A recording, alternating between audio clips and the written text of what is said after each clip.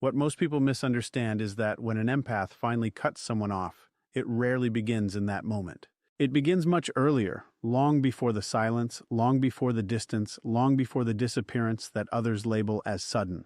What you're actually witnessing is the final stage of a process that has been unfolding quietly, often invisibly for weeks, months, sometimes even years. Empaths are not quick reactors. They are processors.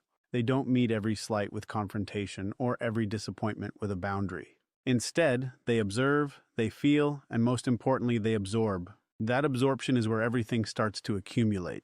Every dismissive comment, every broken promise, every subtle shift in tone, these are not dismissed or forgotten. They are registered, stored, and analyzed beneath the surface. And here's where it becomes psychologically significant. Empaths tend to give people the benefit of the doubt far longer than is rational. They operate from a framework that assumes depth in others because they themselves are deep. They assume self-awareness in others because they themselves are self-aware. So when something feels off, they don't immediately conclude this person is wrong. They ask, what am I missing? What are they going through? How can I understand this better? This creates a delay between the experience of harm and the expression of it. Instead of reacting outwardly, they turn inward. They rationalize, they reframe. They justify behavior that in many cases should not be justified. And while this may look like patience or emotional maturity on the surface, it has a hidden cost. Because every time an empath chooses understanding over acknowledgement of harm, they are adding weight to an internal scale that no one else can see. That scale doesn't reset. It doesn't forget. It builds. Now, from the outside, this is where the confusion begins because the empath is still showing up. They're still listening, still engaging, still offering support.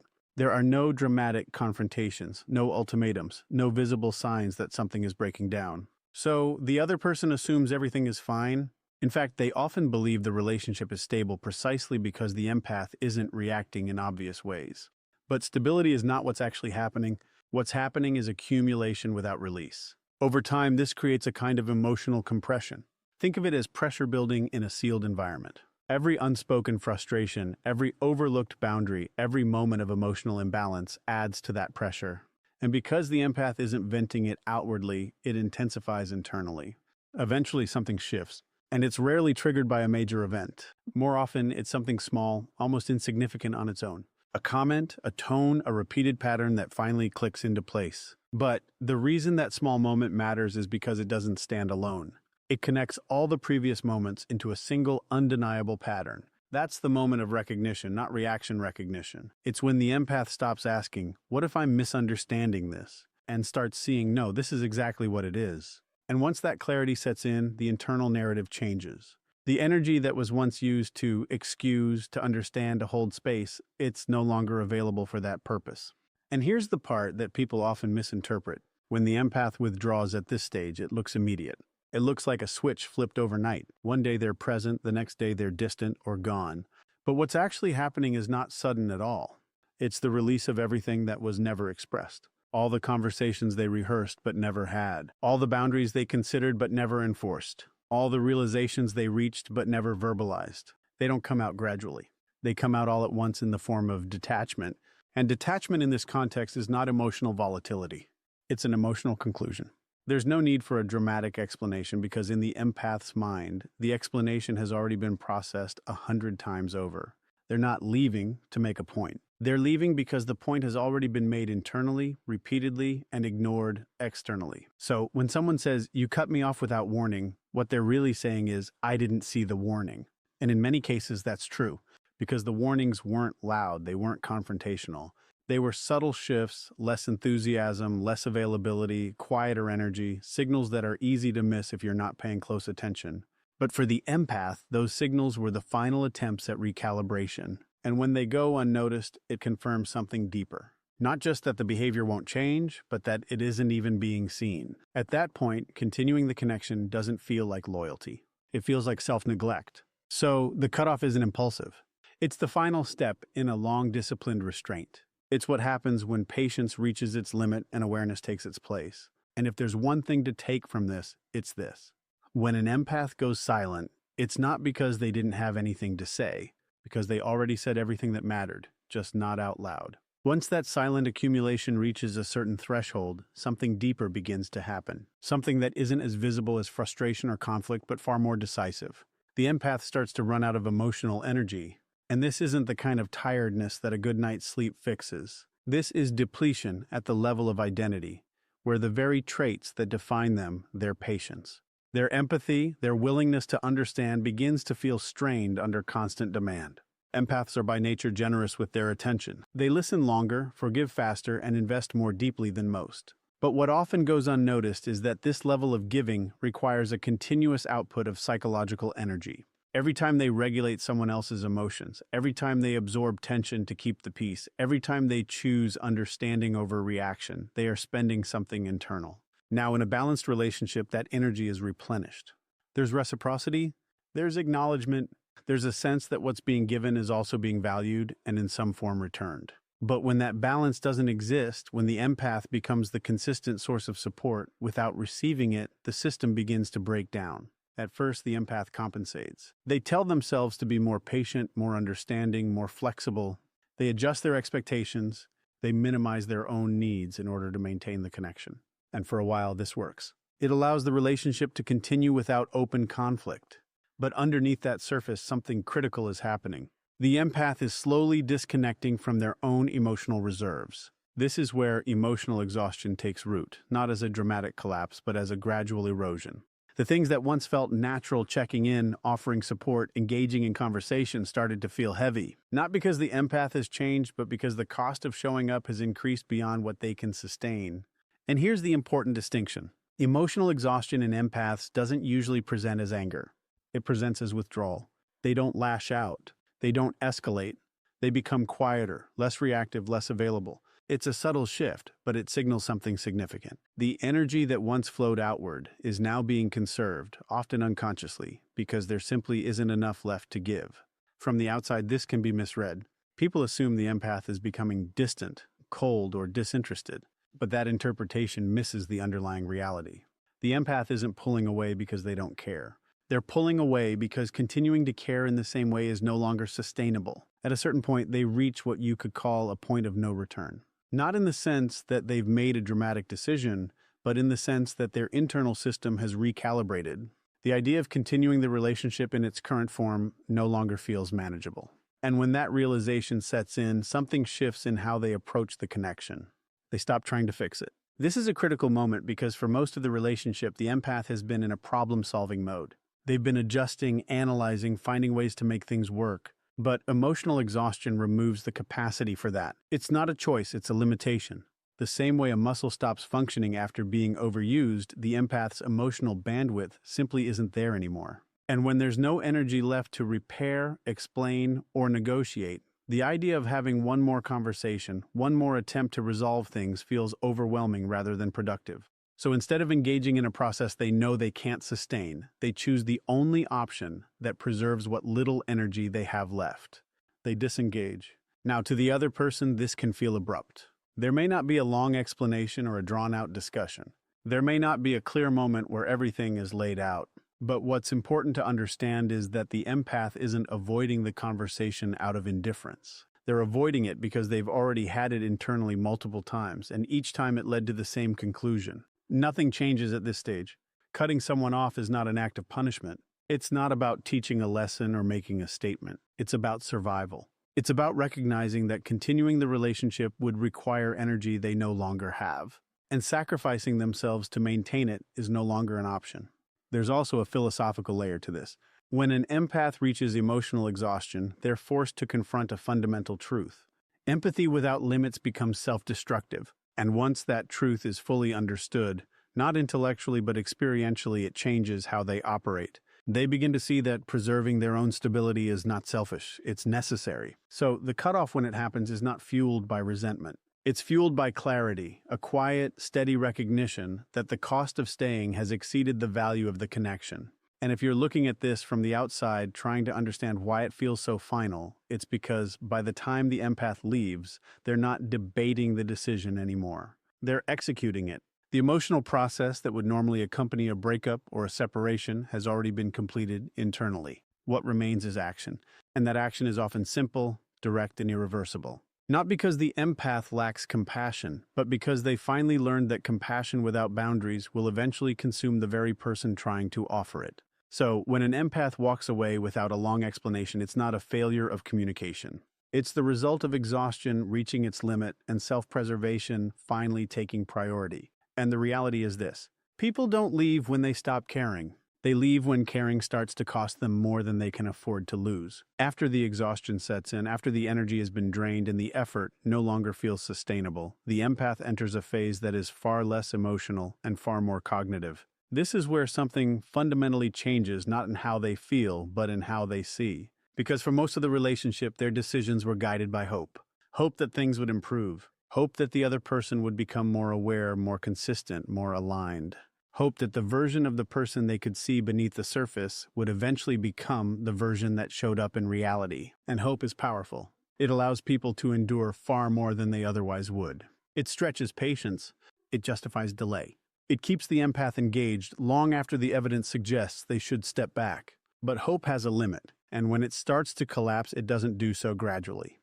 It gives way to something much sharper. Clarity is different from emotion. It doesn't negotiate. It doesn't soften, and it doesn't look for exceptions. It simply observes what is without distortion. And when an empath reaches this point, they begin to see patterns that were previously blurred by their own willingness to understand. The same behaviors they once excused now appear consistent. The same apologies they once accepted now feel repetitive. The same dynamics they tried to fix now reveal themselves as fixed. This is where the internal dialogue changes. It's no longer maybe they didn't mean it, or maybe this is just a phase. It becomes, this is who they are in this context, and this is what I can expect if nothing changes. And that shift from possibility to probability is what makes clarity so decisive. Because once you see a pattern clearly, you can't unsee it. And more importantly, you can't pretend not to understand the implications of it. For the empath, this is often the moment where emotional attachment begins to loosen. Not because they stopped caring, but because caring is no longer supported by a believable future. The version of the relationship they were investing in, the one based on potential, no longer holds weight. What remains is the reality of what the relationship actually is, not what it could be. There's a kind of psychological sobriety in this phase. The empath is no longer influenced by isolated moments of kindness or temporary improvements. They're looking at the overall trajectory. They're assessing consistency, not intensity. And when they do that, the conclusion becomes difficult to ignore. Now, here's where this becomes uncomfortable for many people. Because when clarity sets in, it removes the ambiguity that allows relationships to continue in an unstable state. As long as there's uncertainty, there's room to stay. But when the situation becomes clear, staying requires a conscious decision to accept what is not what could be. And for an empath who has already gone through accumulation and exhaustion, that's a decision they're no longer willing to make. So they begin to detach. And this detachment is not dramatic. It's quiet, deliberate, and often invisible to the other person at first. They stop overanalyzing. They stop trying to decode behavior. They stop looking for hidden meanings or deeper explanations because from their perspective, the explanation is already sufficient. What you do consistently is who you are. That realization simplifies everything. It removes the need for further investigation, further conversation, further effort. And once that simplification happens, the relationship itself starts to feel less complex. Not because it improved, but because it's no longer being viewed through the lens of potential. It's being seen as it is. At this point, many people expect a confrontation. They assume that clarity will lead to a direct conversation, a final attempt to resolve things. But that assumption overlooks something important. Clarity doesn't always require expression. Sometimes it leads directly to action. Because from the empath's perspective, there's nothing left to clarify. They're not confused. They're not unsure. They're not seeking answers. They already have them, and when you already have the answers, the need for discussion diminishes significantly. So instead of explaining, they act, they reduce contact, they create distance, they stop investing, and eventually they remove themselves entirely, not out of anger, but out of alignment with what they now understand to be true. And this is where the final shift happens.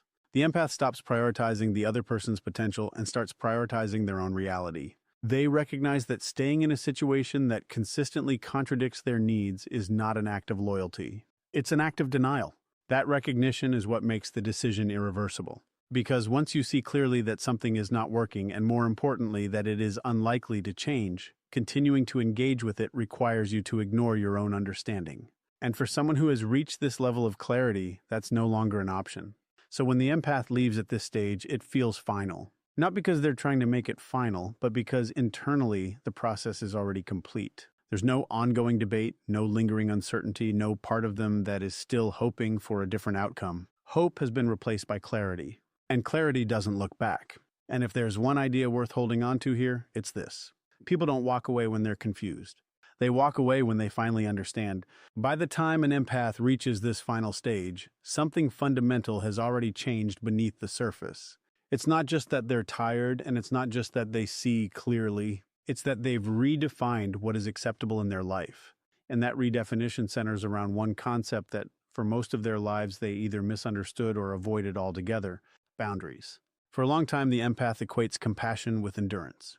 They believe that being understanding means staying, that being kind means tolerating, and that being emotionally intelligent means finding a way to make things work no matter the cost. This creates a subtle but dangerous distortion, because in that framework, their value is measured by how much they can carry, not by how well they can protect themselves. So they become highly skilled at navigating other people's emotions, but underdeveloped in enforcing limits. They know how to de-escalate conflict, how to read between the lines, how to offer support in ways that make others feel seen. But when it comes to saying this is where it stops, there's hesitation. Not because they don't recognize the need for it, but because setting a boundary feels to them like withdrawing care. And that's the internal conflict. They're not afraid of losing people as much as they're uncomfortable with the idea of being the reason a connection changes. So instead of drawing clear lines, they extend themselves further. They compensate, they absorb, they adjust. And in doing so, they unintentionally teach others that access to them is unlimited.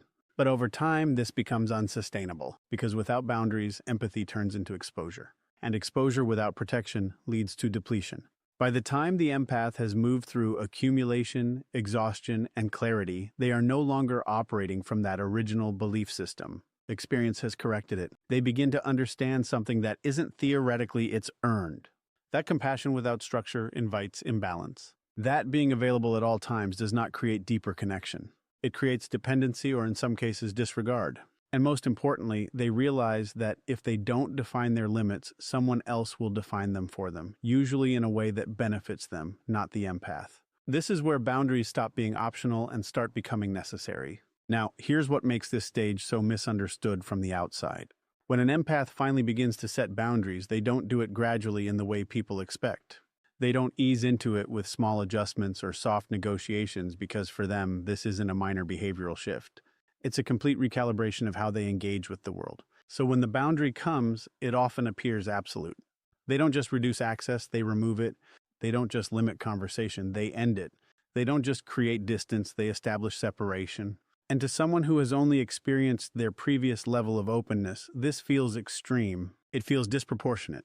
It feels in some cases even cold. But what's actually happening is not an overreaction. It's a correction because partial boundaries would require the empath to remain in a dynamic that has already proven to be harmful. And at this point in their development, they're no longer willing to negotiate with something that has consistently crossed the line. They've already tried flexibility. They've already tried understanding. They've already tried staying longer than they should have. So when they finally act, they act decisively. This is why the cutoff becomes their first real boundary. Not because they prefer extremes, but because extremes are what finally break the pattern. It's the only form of boundary that doesn't rely on the other person's cooperation. It doesn't require them to change, to understand, or to agree. It simply removes the empath from the environment where the boundary was being violated. And that's an important distinction because a boundary is not about controlling someone else's behavior. It's about controlling your own exposure to it. Once the empath understands this, their approach becomes much clearer. They stop trying to manage how others treat them and start deciding what they will and won't tolerate. And that shift from external control to internal authority is what makes the change permanent. There's also a philosophical layer here that often goes unspoken. When an empath begins to prioritize boundaries, they're not becoming less compassionate. They're becoming more accurate in how they apply that compassion. They're no longer distributing it indiscriminately. They're aligning it with environments and relationships where it can exist without being exploited. In other words, they're not closing themselves off, they're refining where they remain open. And that refinement requires a level of detachment that can feel unfamiliar even to them. Because for most of their life, connection was maintained through closeness, through availability, through emotional presence. Now, connection is filtered through discernment.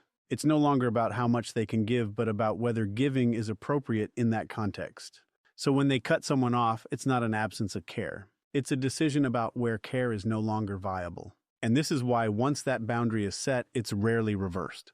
Not because the empath is rigid, but because the lesson that led to it was too significant to ignore. Re-engaging without change would mean abandoning the very awareness they fought to develop. So, they hold the line, not out of pride, not out of resentment, but out of respect for their own limits, for their own well-being, and for the understanding that got them there. And if you take anything from this final stage, let it be this. A boundary is not a rejection of others. It's a recognition of